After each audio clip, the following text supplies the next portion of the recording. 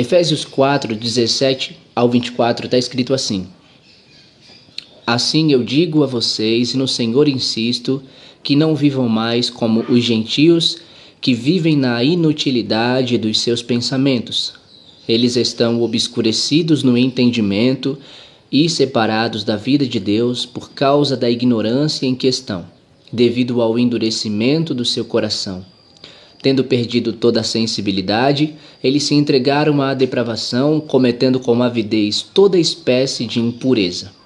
Todavia, não foi isso que vocês aprenderam de Cristo. De fato, vocês ouviram falar dele, e nele foram ensinados de acordo com a verdade que está em Jesus. Quanto à antiga maneira de viver, vocês foram ensinados a despir-se do velho homem que se corrompe por desejos enganosos, a serem renovados no modo de pensar e a revestir-se do novo homem criado para ser semelhante a Deus em justiça e em santidade, provenientes da verdade. Então vejam só, do versículo 17 ao versículo 19, que são 3 versículos, nós percebemos que Deus ele fala para nós não sermos e não fazermos. Não sermos o quê? Não sermos como quem?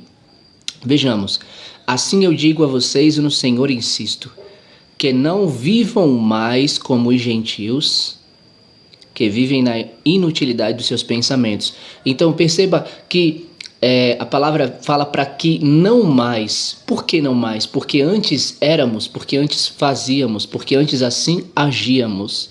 Mas a palavra diz para que não mais vivamos como eles. Porque eles vivem na inutilidade dos pensamentos.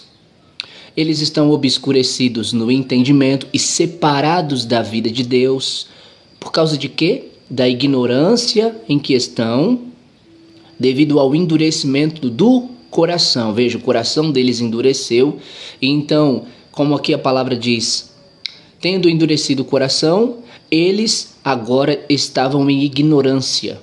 E uma ignorância declarada, uma ignorância ferrenha, uma ignorância firme, forte. Ignorar, rejeitar, dizer não, se opor. E aí o 19 completa dizendo assim: tendo perdido toda a sensibilidade, eles se entregaram à depravação, cometendo com avidez, ou seja, sempre, constantemente, a todo momento, cometendo com avidez toda espécie, ou seja, todo tipo de impureza.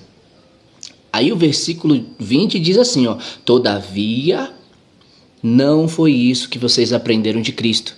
É por isso que o início do versículo 17 fala para que a gente não viva mais como eles, não sejamos como eles e não façamos o que eles fazem.